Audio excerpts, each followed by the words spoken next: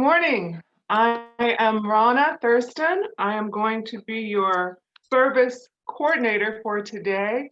Welcome to everyone. Welcome, welcome. We are glad to have you. We are glad to see you. We're glad to hear you. We're glad to feel your presence. We welcome you. We know you have choices about what you did this Sunday morning, and we're glad that you decided to come and celebrate with us. Welcome again, everyone. Glad that you're here Sunday morning at Woze. We are going to get started with a song, and we're going to bring forward Baba Jeff to get us started with some music, the language that everybody understands. Come on, Baba Jeff, let's get this going. Good morning. Good morning.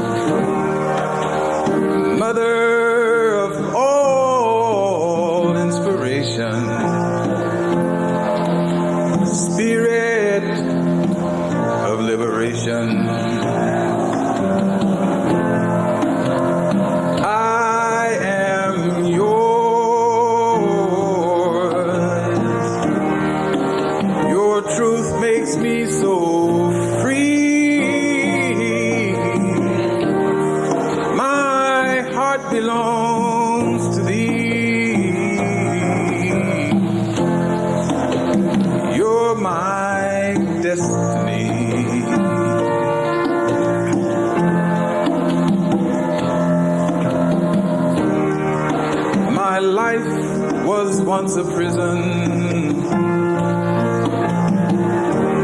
full of ignorance and fear. Traducers blinded my eyes. No truth reached my ear. But somehow I learned the story.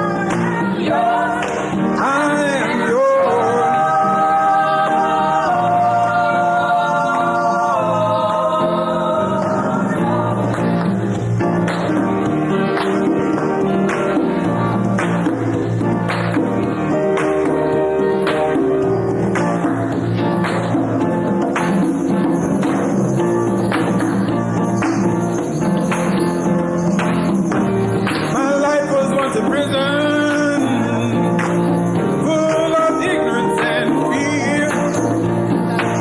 Tradition blinded my eyes, no truth reached my ears. But somehow I learned the story, the comedic sacredly of glory. Is the chain fell away from me. Your truth makes me so free. I'm yours, Father of creation, Mother of all inspiration, Spirit of liberation. I'm yours. Your truth makes me so free. My heart belongs to me. You're my destiny. I'm yours. I am yours. I am yours.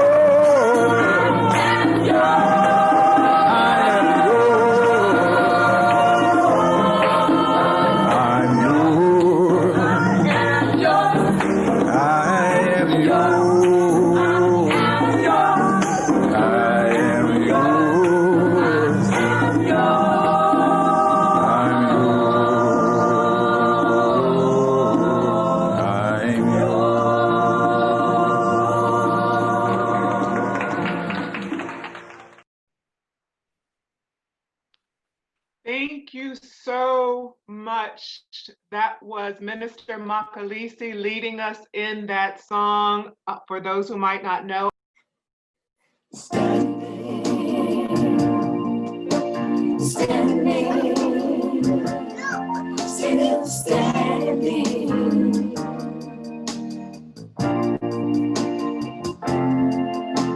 Standing on the ancestors' ways, I'm in rock deserves the praise. We be coming forth by day, no miles away.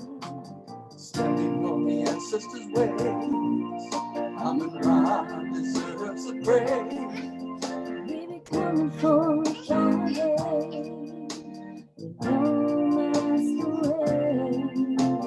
Standing on the ancestors' ways, I'm in rock deserves the praise.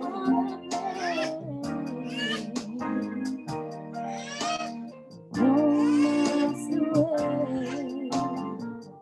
Looking back, we've had hard times, but we keep the teaching on our minds. Waking up, we see our shine and give thanks for the divine.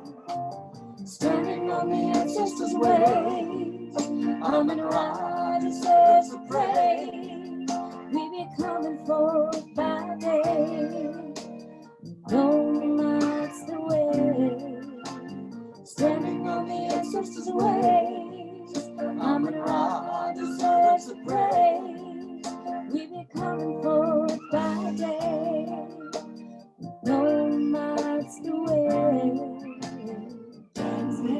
We offer praise to our ancestors who paved the way for us, builders of civilization, nurturers of families, establishers of sciences, arts, and traditions of right speech and right action, survivors of some of the most daunting challenges in the history of humankind. We call on your guidance and ask your blessings. For you've shown us the way. Standing on the ancestors' ways, I'm in rock deserves the praise. We be coming forth by day, no miles away. Standing on the ancestors' ways, I'm in rock deserves the praise. We be coming forth by day, no miles away. Looking back, we've had hard times. We keep the teachings on our minds. Waking up, we see our shine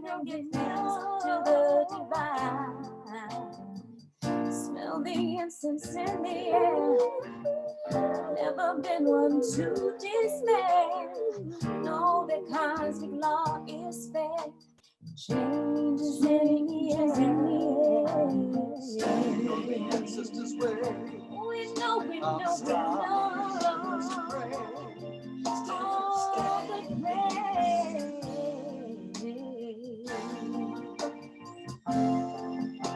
Standing on the ancestors' ways. On the star deserves a praise. We be coming forward by day. No, that's the way. Oh, we're standing. Still standing. We know, we know, we know. We know miles away. We know you love the way.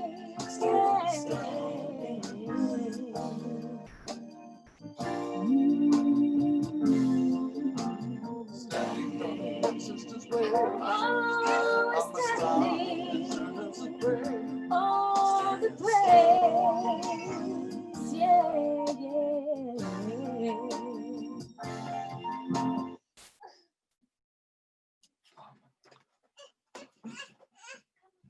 Thank you so much. We just That had to was sing the cartoon, baby, beautiful. That was really beautiful. Thank you so much, David, for all the roles you just played in that. And thank you so much, Mama Latrice, as well. I tell you, that lady there, her beauty and her voice, I don't know which one I don't get enough of, but she just serves it up. I love it. I love it. Thank you so much.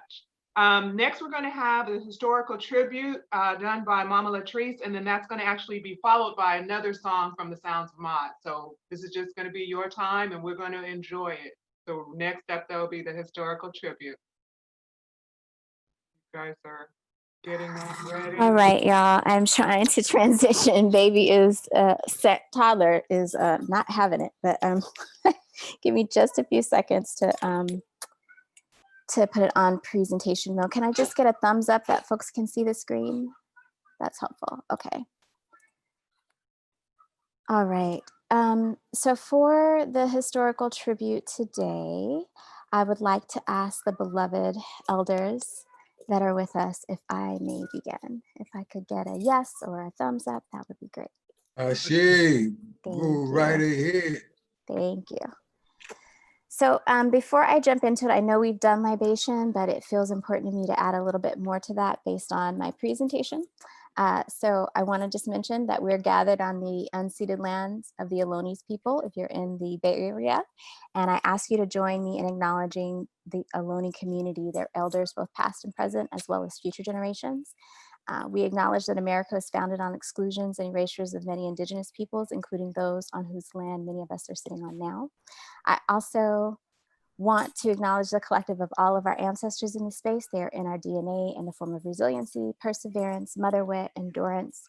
As they face trials and tribulations, I give thanks and share in their joy and in the victories of their love, resistance, and struggle. And I also acknowledge and honor all of those who have transitioned to the ancestral realm due to the pandemics of racism, systematic institutionalized oppression, state-sanctioned violence, and COVID-19. May your transition not be in vain.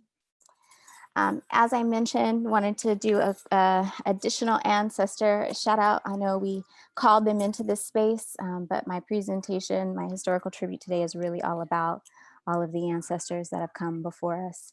And so in remembrance, I want to honor and call the names of those we know, those we do not know, and those we know well.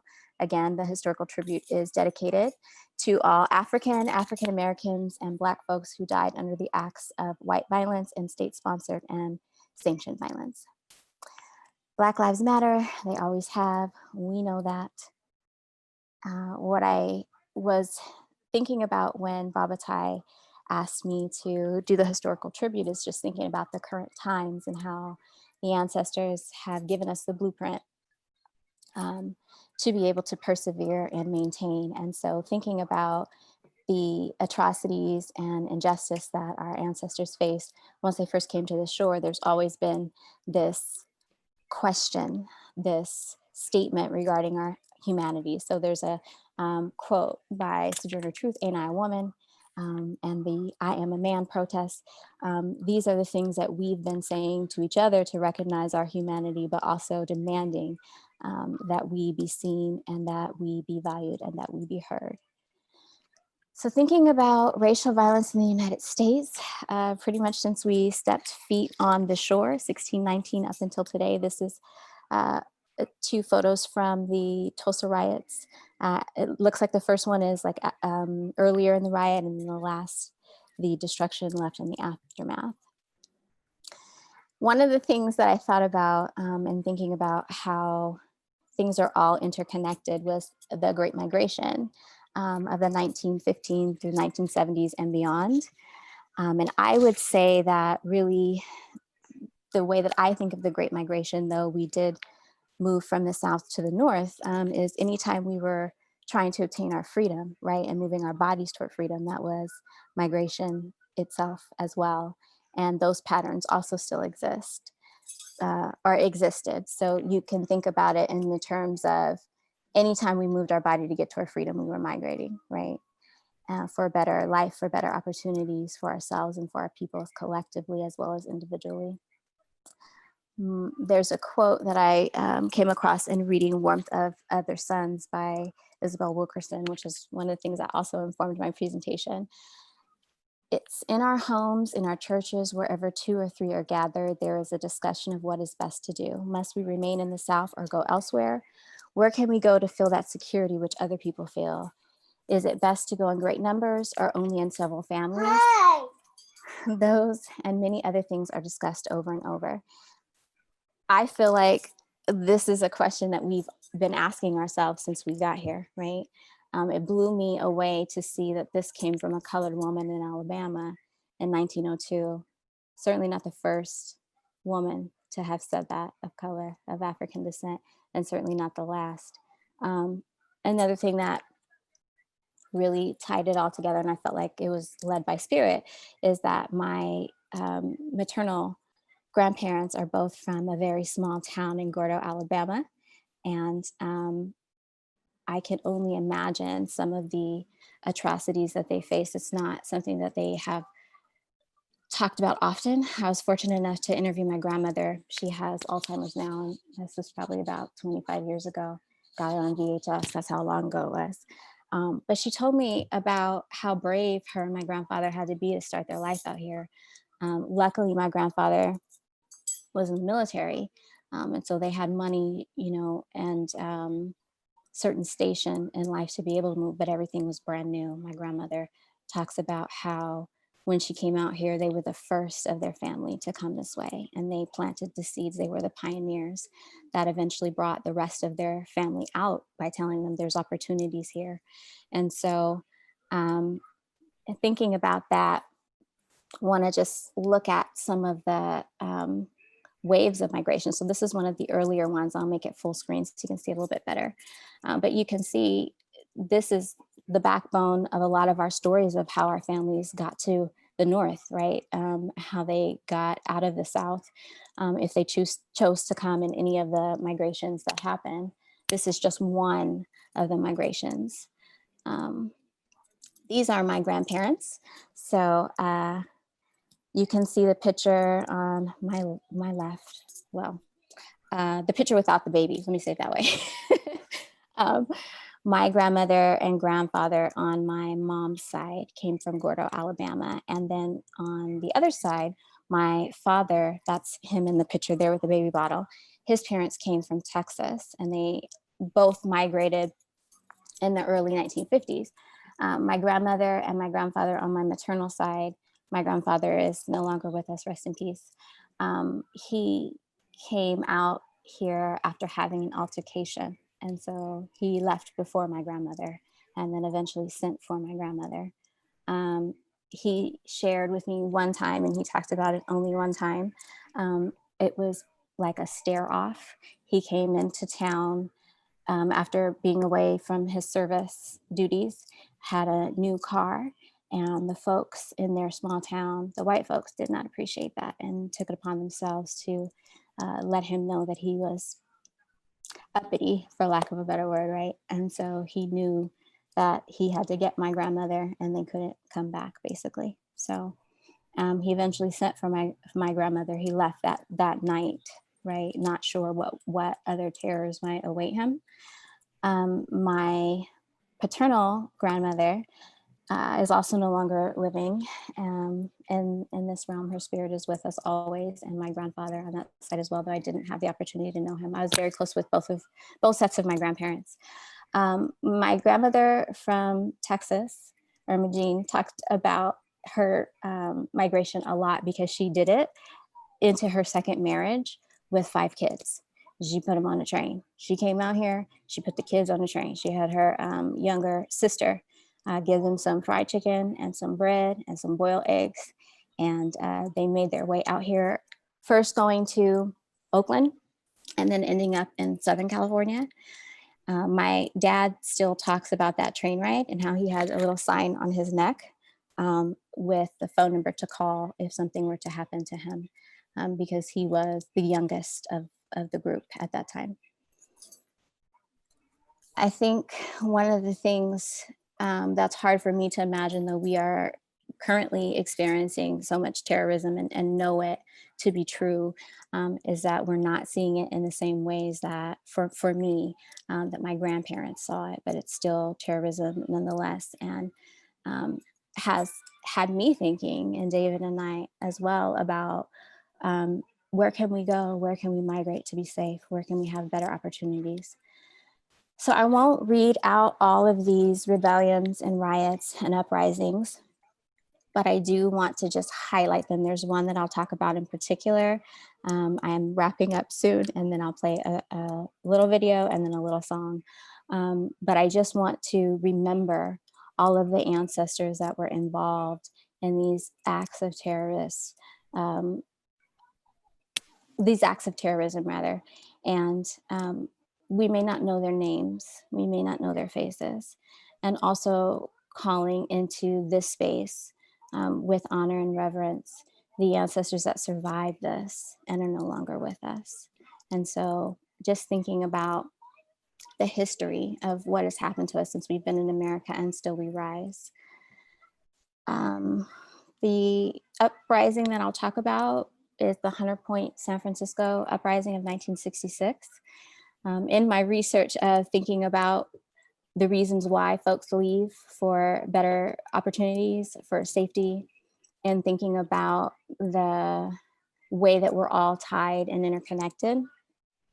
When I started researching this, there was one uprising in particular that the anniversary of it is coming up in a couple of days. And so it felt important to honor them and mention them by name. And thinking about some of the events that have occurred in my lifetime is still plenty. And these are just the ones that are documented, right? So we know folks had to just up and flee a lot of times in the middle of the night and in other ways to get to safety. So I'll play this brief video. It felt important to me that we hear from the folks that survived the Hunters Point uprising directly from them instead of me summarizing. So. But back in 1966, when many inner cities were in turmoil, a violent outbreak threatened the spirit of baby Hunters Point. On September 27th, 16-year-old Matthew Johnson stole a car with friends. They spotted a police officer. So they stop their car in the middle of the street and they run off in 3 different directions. The cop understands that something's up, right? So he picks Matthew to run after. Chased him all the way down 3rd, down Palouse Street, down towards the shipyard. And he got down there because down there was a fence to enter the shipyard. When we was chased by police back in those days, and they chased us up on the hill, we lost them because they didn't know the hill like we did. The chase took a tragic turn when the officer pulled his gun. He said he called out for Matthew Johnson to stop, but then lowered his gun and shot the 16-year-old boy in the back.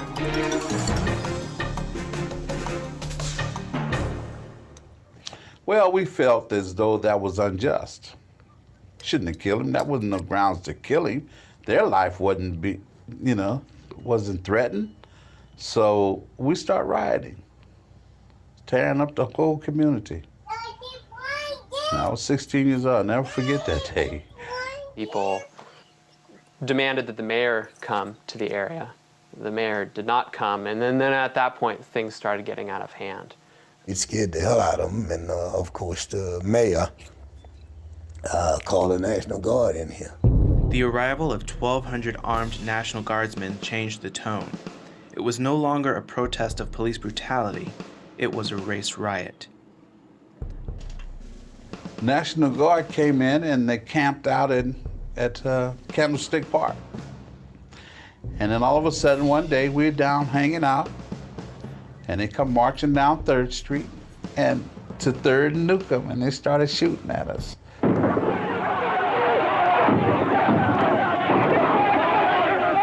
So we running all over the place, running from the bullets and everything. Well, we shooting back too, because we had our little zip guns, and we would run inside the Opera House, and they would shoot up the Opera House. They shot up the man's car that is across the street from the Opera House, that in house. I'll never forget, he had holes all in his car. Over 6 days, 359 people were arrested and 51 injured. Order was restored, but political and economic fallout would haunt Baby Hunters Point for years to come. Tanks and bayonets and, right up and just scared the hell out of the community. But this community used to be tough. It's getting that way again. But, they used to vote 100%. But after those tanks and after that riot, it just scared them into submission, and they ain't had the courage to get back up yet. No, we have not recovered from 66 to riots, because you have a lot of vacant buildings in the community that has not been open, that's been boarded up and has not been open since. So we know historically that when folks had to leave, right, they left a lot in pursuit of safety, and the economic disparities in this country, though they wouldn't be solved if we had been able to stay and cultivate those spaces, but it definitely is increased based on what we've had to leave behind and hurry and flee, and then folks come in and gentrify or take open the space for the resources. Just wanting to give a quick poem in memoriam. The universe shrank when you went away. Every time I thought your name, stars fell upon me. I want to bring into this space and into the collective understanding of some of the traumas that we've experienced. Police have killed at least one Black person a week since the start of 2020. And in the first 8 months of 2020, police have killed 184 Black people. I made a very intentional decision not to include any of the photographs of those type of traumas, because we do see a lot, and every time we see it, we experience it as if it were us and folks we love, because it's our families. But I do want to just make the correlation, in thinking about all of the spaces where we've experienced violence or silence that's been equal to violence when it's come to our protection and our ability to move about in the places where we are. So thinking about where we'll go next, is repatriation the answer? I don't know, but it's something I know a lot of folks are talking about now. And that's why I phrased it as the Great Migration and beyond, because a lot of us are looking to what will happen from here. So here's a quick song. It's like a minute and a half, I believe, Sweet Honey in the Rock. I think whether you're able to physically move your body or not, in a quest for safety and a quest for sovereignty, no matter where we're at historically and currently, we are always standing. And so sometimes that's all we can do. Sometimes it's about the ability to mentally go to a safer place if you're not able to move your body in a way to get to safety and to freedom. So I'll play this quickly.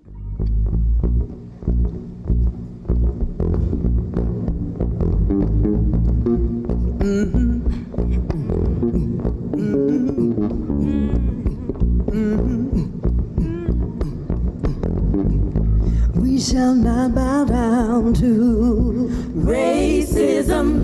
We shall not bow down to injustice. We shall exploitation. What's he gonna do? I'm gonna stand. I'm gonna stand.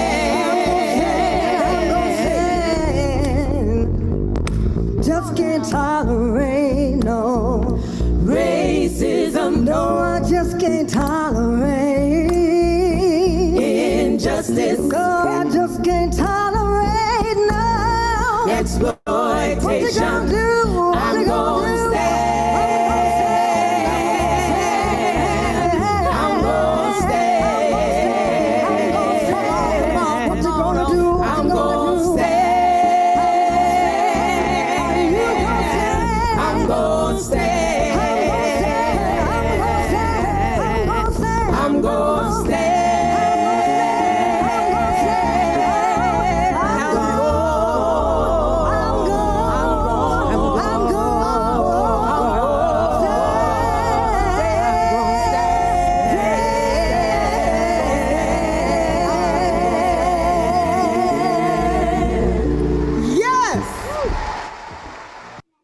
So I would like to pour a libation for all the Africans who have lost their lives to violence and oppression in America.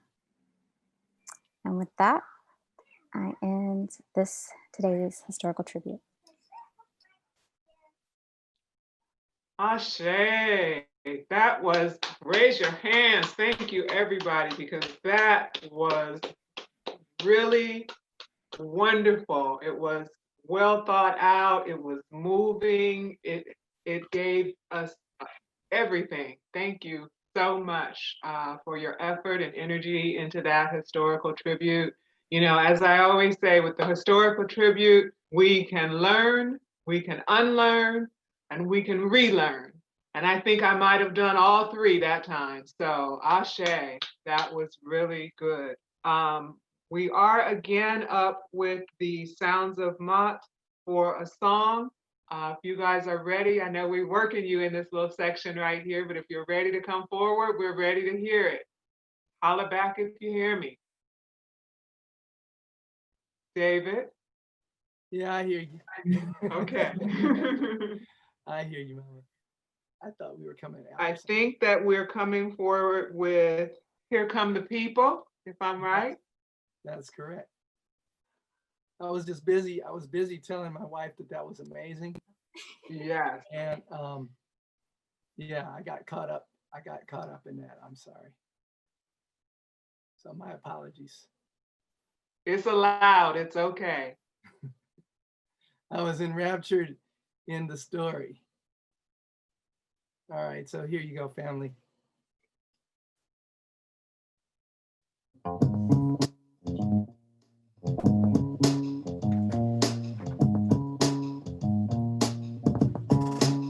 Here come the people.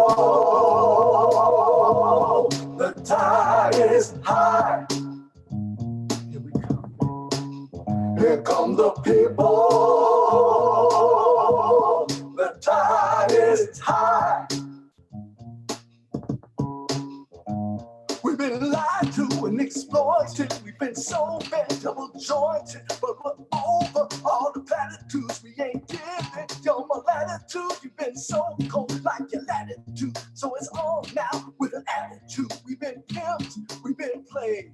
From NFL to enslaved. We've been hunted, we've been humming. Fed the gators, stolen drum. But the warriors now have come. Plus we're billion, we are one. Here come the people. The tide is high. Here come the people. The tide is high. No withstand this here big way. Too black, too bold, and too brave. When the justice turning round, shed too much blood on this ground. Give a damn what y'all I got. We be standing on my eye. Here come the people. The tide is high. Woo! Here come the people. The tide is high. brother, sister, sing a song. What we've been through made us strong. Be connected to the tree of ancestors to the seeds. If we bleed, y'all gonna lead, and we won't quit till we're free. Here come the people. The tide is high. Here come the people. The tide is high. Independence for us and our descendants. Here come the people. The tide is high. To right. There's no standing this way. Here come the people. The tide is high. Back home. We bring it on. Here come the people. The tide is high. Here come the people. The tide is high. Here come the people. The tide is high. Here come the people. The tide is high. Sing your song. One day strong. Here come the people. The tide is high. Here come the people. The tide is high. Here come the people. The tide is high. Here come the people. The tide is high. Okay, fam. Thank you. Thank you. The flow of this information and of the words and the messages are amazing today. I'm just really feeling the information we're getting and the synergy of it. Again, it always amazes me how, I guess I shouldn't be amazed because you know God works through us and uses us, but it still does amaze me how when we do not necessarily tell each other what we're going to do or what we're going to talk about or what the subject matter might be, and then when it all comes together and it's all just flowing with that same mind, that one mind that we talk about, it just impresses me and it moves me and it makes it all real for me. So coming up next is going to be our litany of sacrifice, and we're going to bring forward Mama Akanke and Brother Desmond. Good to see you, good to hear you. So if you're both ready, please come forward with the litany. Good morning. Good morning. Good morning, Brother Desmond. How are you? Morning, Wellsay family. I'm doing great. Good. Thank you for having me. Yes. So this is the time that we bring forth the litany of sacrifice. This is the time of giving, and we have given in many, many ways this morning. Given of prayer, we've given in calling our ancestors, we've given in music, we've given just in our energy and love of ourselves and our people. And this is a time that we give in terms of what we've earned in our work. We give because we want continuance of what we bring, what we have, what we give. And so it is time for our litany of sacrifice. And I think it will pop up on the screen in a moment.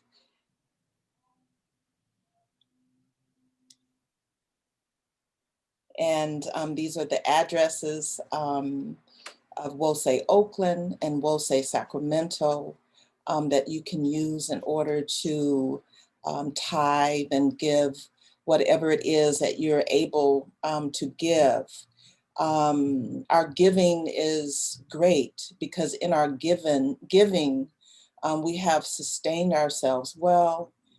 We have sustained a school, 2 buildings, one in Oakland, Sacramento. We have done great work in the community, and this is all from our giving. So we will begin with our litany of sacrifice. And I'll say, save us, O Holy One, by your name. Vindicate us by your might. Hear my prayer, divine protector. Listen to the words of my mouth. How can we repay the Holy One for the gifts that have been given to us? We will lift up the cup of salvation and call upon the God of our ancestors. We will fulfill our vows to our Creator in the presence of all our people. Gladly, we bring our sacrifices to you. We praise your name, O Amun-Ra, for it is good. Umoja, unity. We shall strive to maintain unity in the family, community, nation, and race. Uji-Chagalia, self-determination. We shall define, name, create, and speak for ourselves. Ujima, collective work and responsibility. We shall build and maintain our communities together. Our brothers' and sisters' problems shall be ours to solve together. Ujamaa, cooperative economics. Together we shall build and maintain our businesses and together profit from them. Nia, purpose. We shall make our collective vocation the building and developing of our community and the restoration of our people to our traditional greatness. Kaumba, creativity. We shall do as much as we can in any way we can to leave our community more beautiful and beneficial than when we inherited it. And we say together, Imani, Imani. faith. We will believe with all our hearts in our God, our people, and the righteousness and victory. And the victory of our struggle. So I will lift my voice in prayer, in giving thanks. Oh, Amun-Ra, we thank you for that in which has been given to us. We're thankful that we're able to return a gift of giving. We're thankful to have means to put roofs over our heads and to feed ourselves and our families and to have enjoyment of our life. We thank you for abundance, Amun-Ra. We just thank you for this opportunity of reciprocity, that which flows through each and every one of us because we are a part of your divine circle. And we thank you. We thank you as we stand on that forever mat of Mkeka that is woven together tightly, that keeps us together, that holds us up, that holds our history, that doesn't let it seep through and disappear. So we're thankful for this time of giving. Let our hearts be open and our minds be open to the vision of our future, of our children's future. So we give in order for them to have, and then therefore for them to give. So thanking you, O Amun-Ra, for all the great gifts of abundance. We pray for those who are struggling, and we pray for them that they too are seeing abundance in ways. So in your most sacred name, we say Ashe, Ashe, Ashe. and Ashe. Ashe. Thank you so much. Next, we are going to bring forward our Mother Minister Alicia from Sacramento for the message for today. And I personally just want to say that there is a silver lining if you look for it, and sometimes you don't have to look for it. And that is that Minister Alicia comes from our Sacramento Wose.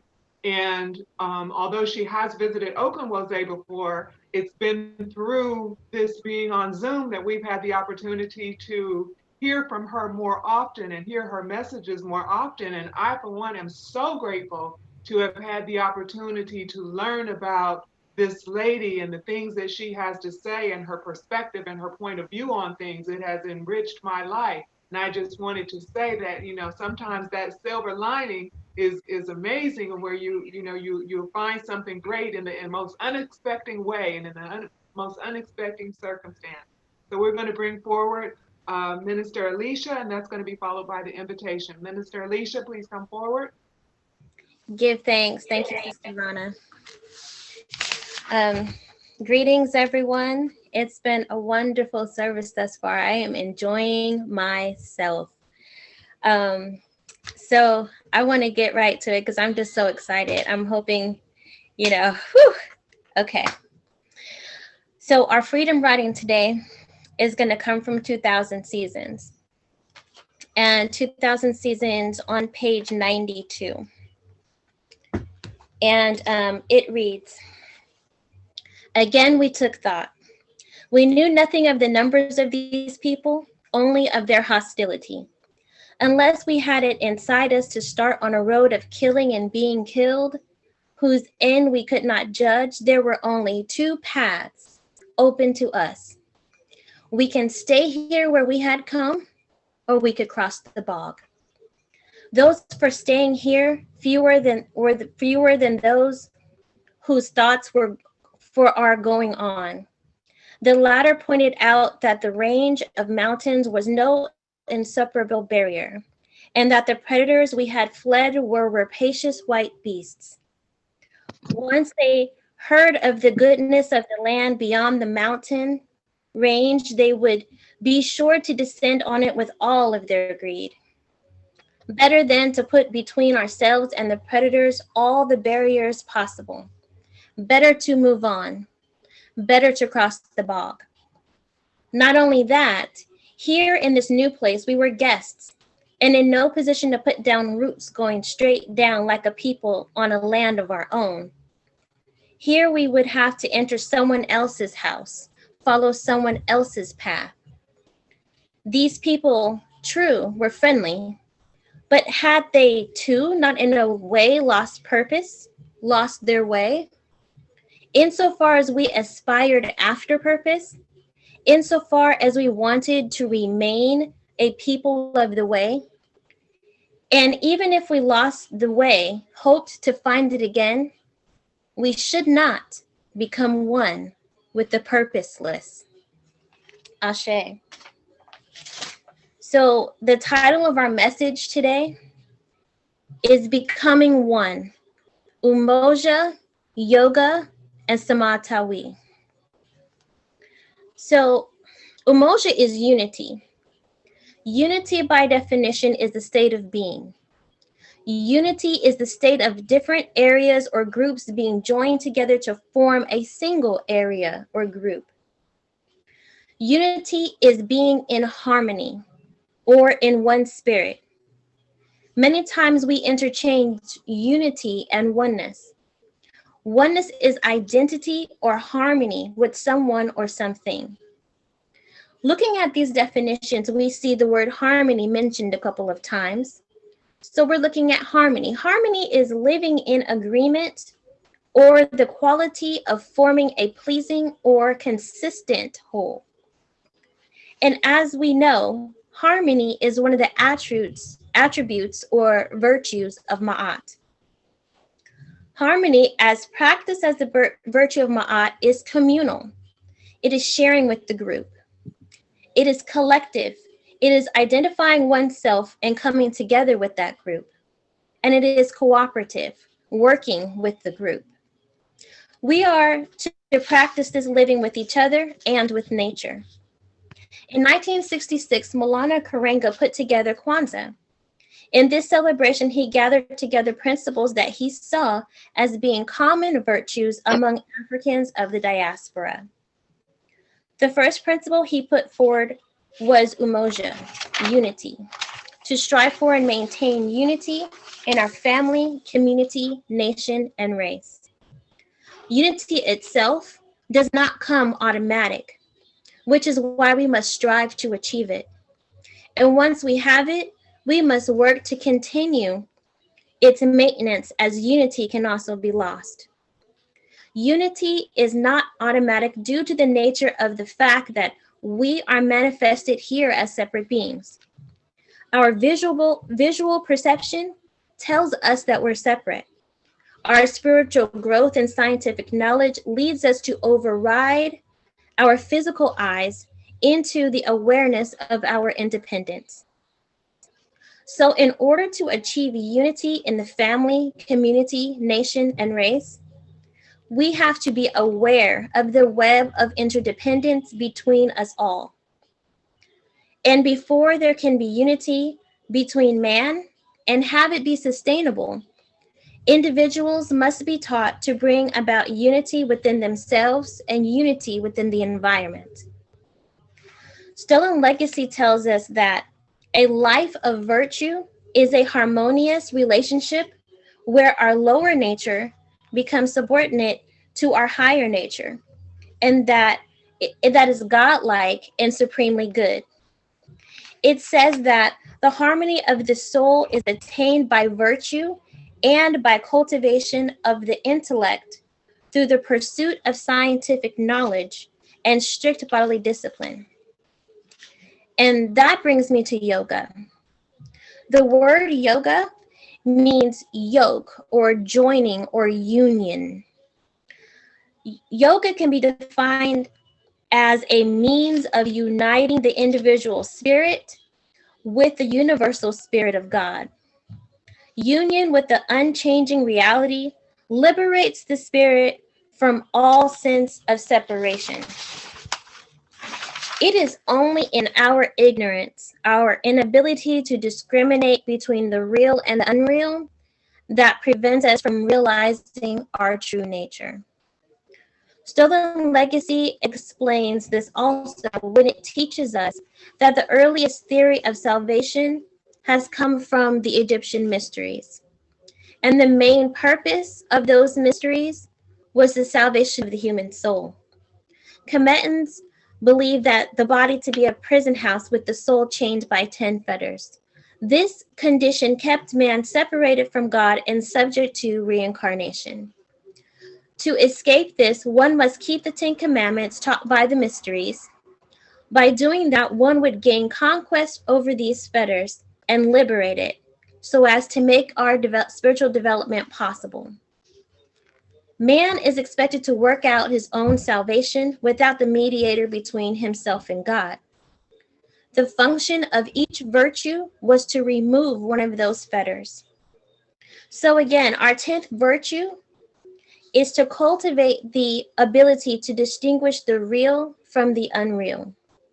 When we achieve this virtue, we break a fetter, a tie that's binding us, keeping us from realizing our true nature and achieving union with the Most High.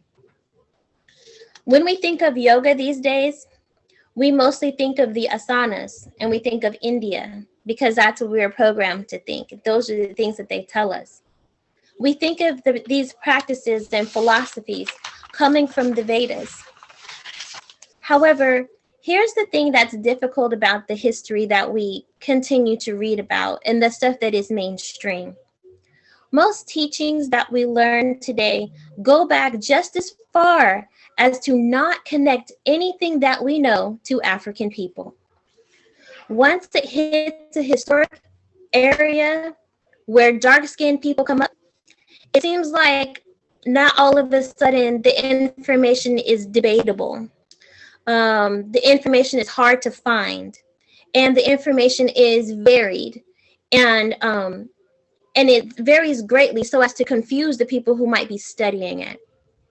So in sifting through this knowledge, I came across a variety of things that historically took yoga back to the Aryan invasions and the Vedas.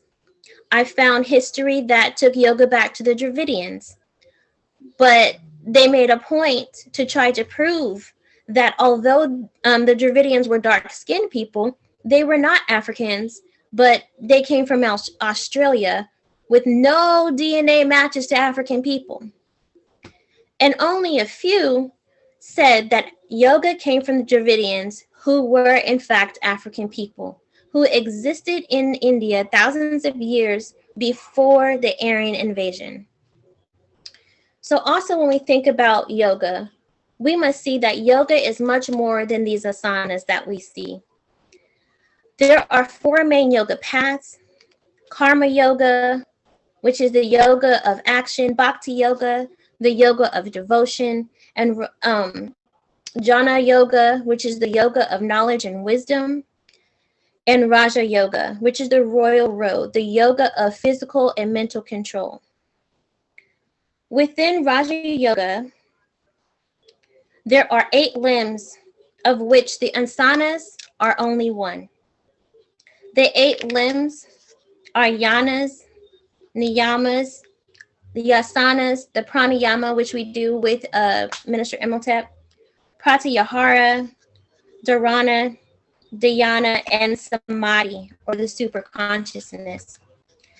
These are categories that were put forth by the sage Patanjali in the sutras.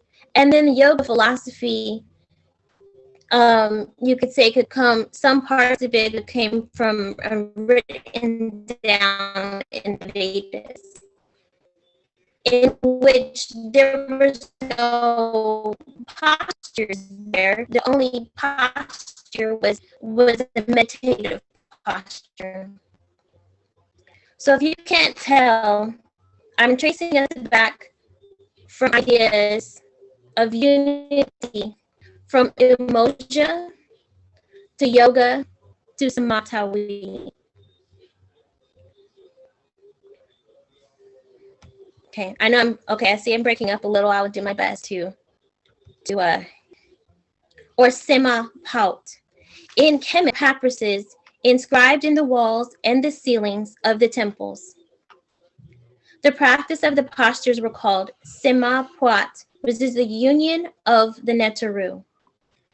Mavuta Ashby explains that they were part of the ritual aspect of the spiritual myth, which, when practiced, served to harmonize the energies and promote the physical health of the body, and to direct the mind in a meditative capacity to discover and cultivate divine consciousness.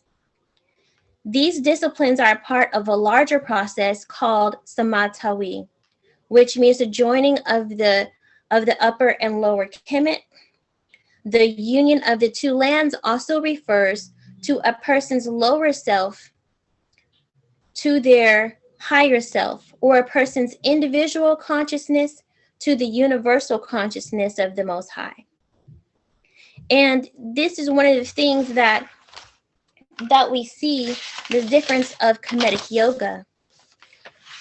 There are some differences that we see in Kemetic yoga that we see from Indian yoga, which are, of course, when an idea goes from one area to the next, that idea went there, and then it will grow and flourish there. And in India, yoga, after all, it was despised.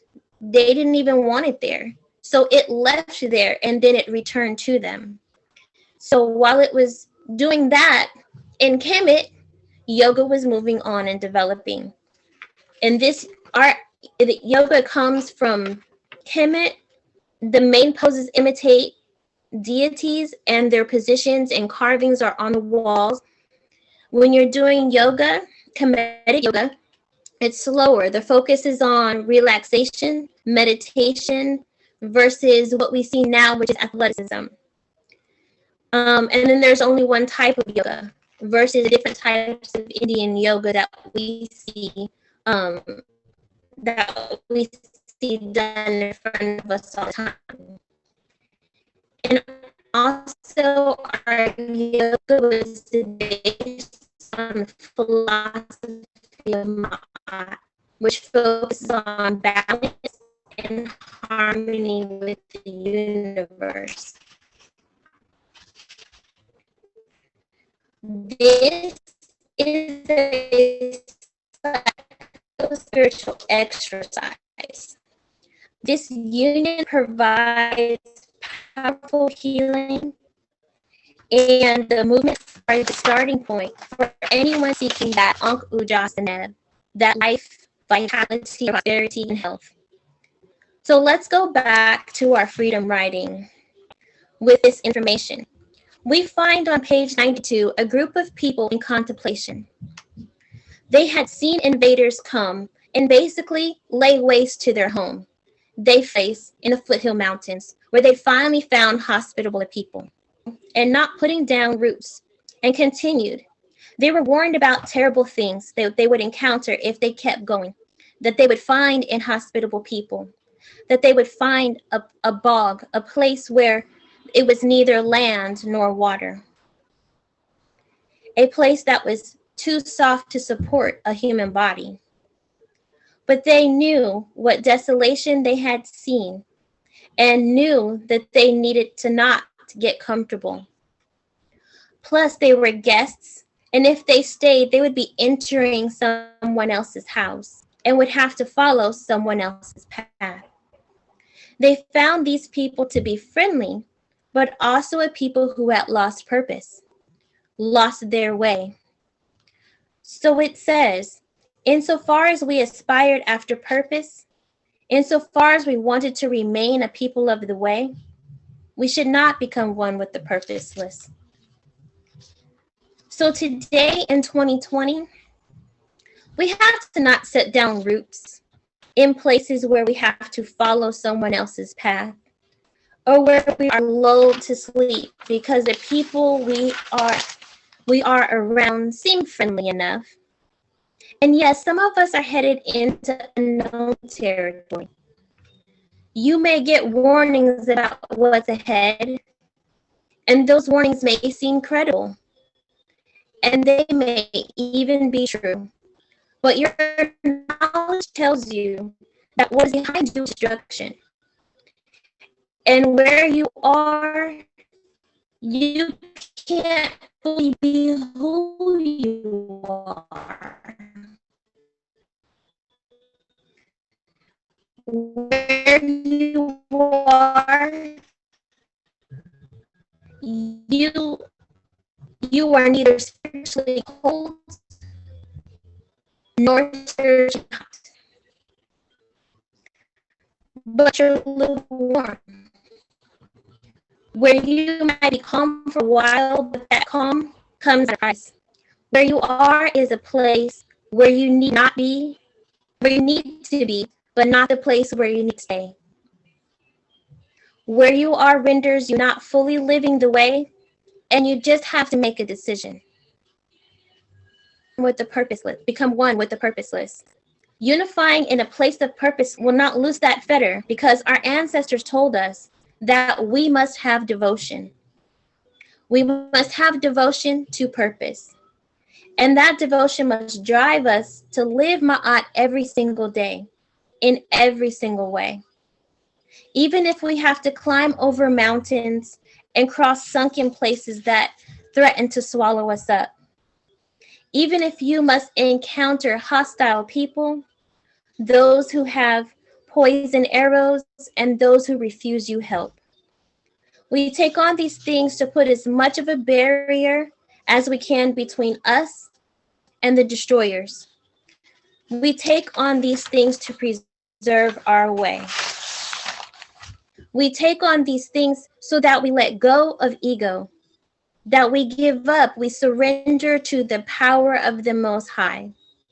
We trust in the power of the Most High, and we let go and to surrender to the knowledge and wisdom that our ancestors have passed down. We live Ma'at, and then we listen to those chains fall as we live our lives in Ma'at, becoming one with the Most High, through emoja, yoga, and samatawi. I'm going to close now. Thank you, and Ashe.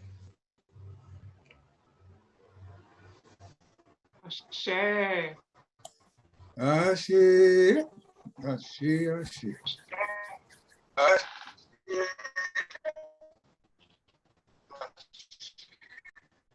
Thank you very much. That was wonderful. Baba Sydney.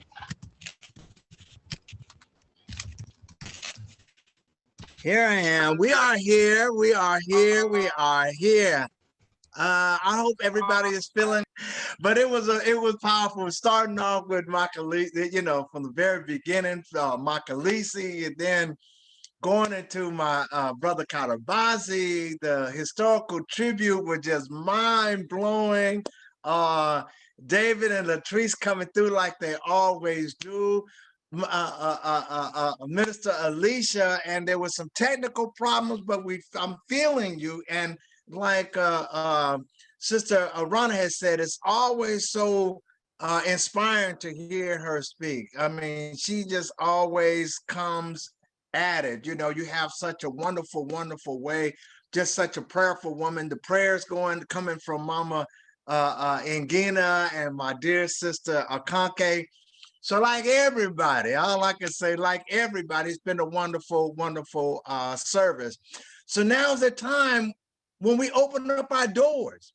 If anybody else, anyone who's been listening, anyone who's been a part of it, anyone around, if they are feeling the way that I'm feeling today, I don't know if anyone else has been moved like we were moved, that we are opening up the doors and asking that anybody who wants to join this movement, anyone who wants to become a part of this community, anyone that wants to contribute to this community, our doors are open, and we're asking that you raise a hand, speak up, let us know that you are wanting to become one of the soldiers in this battlefield. Ashe, we want to welcome you to this community. You see it, you feel it. We're opening up our arms. If we were in the same location, you'd get the biggest hug and the biggest squeeze and the biggest ashes from this community. But we are so thankful that you joined in and you're going to become a part of this. Would either, starting with Brother John, do you have something to say? And then we'll go to Sister Tarima, if you want to say a few words. Come on in, yes. John. Tell us something about you. Very Hotep, brothers and sisters, I really see you. All am right. just enjoying this new way of coming together as 32 years of Christianity. This is a welcome, amazingly welcome change of pace for my wife and I. And by the way, my wife's name is Marilyn. Marilyn, hey, Sister Marilyn. All right. Beautiful.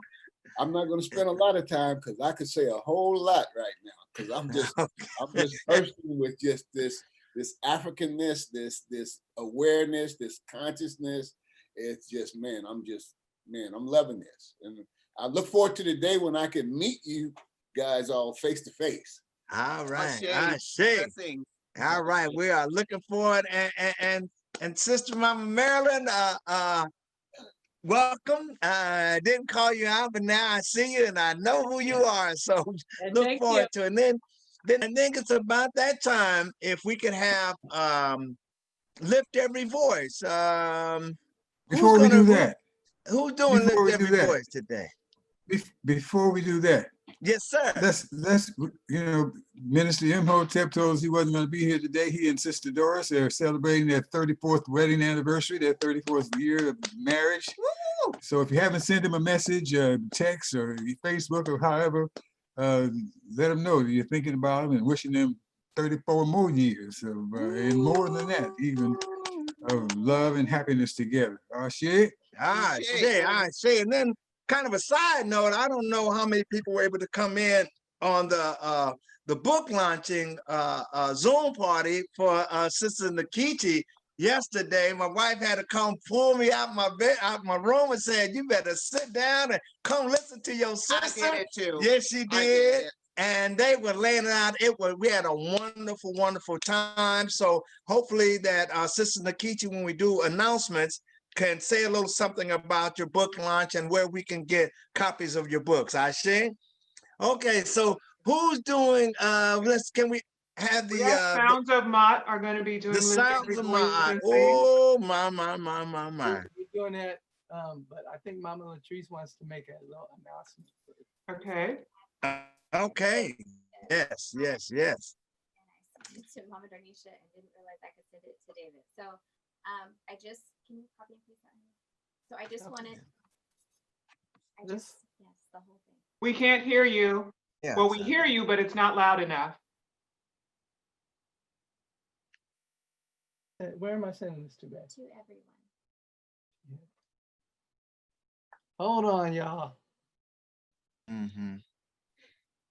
Okay. That's it.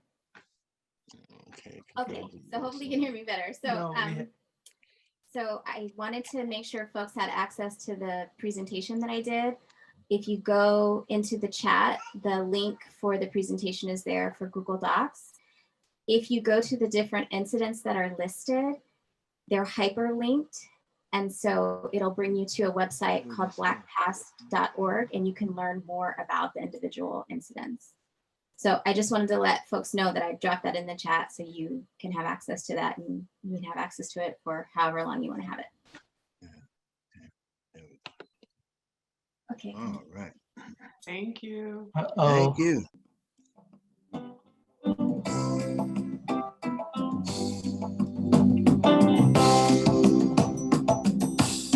Lift every voice and sing till let the heaven ring. Ring with the harmonies of liberty. Let our rejoicing rise high as the listening stars. Let it resound loud as a roar. Sing a song full of the faith that the dark past has taught us. Sing a song full of the hope that the present has brought us. Facing the rising sun of a new day begun. Let us march on till victory is won. I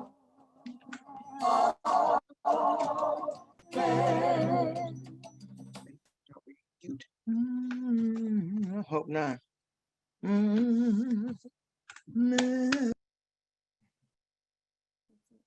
Thank you. So right now, if we can all, at least mentally, if not physically, hold somebody's hand. And as we travel down this path that our ancestors have strode and have walked and have plowed for so many years before us, those roads that lead us to where we want to go, they take us to that migration. They take us to that next level where we want to go. We want to say and call on the name that our ancestors have called for so many years. Let us all say, Amen.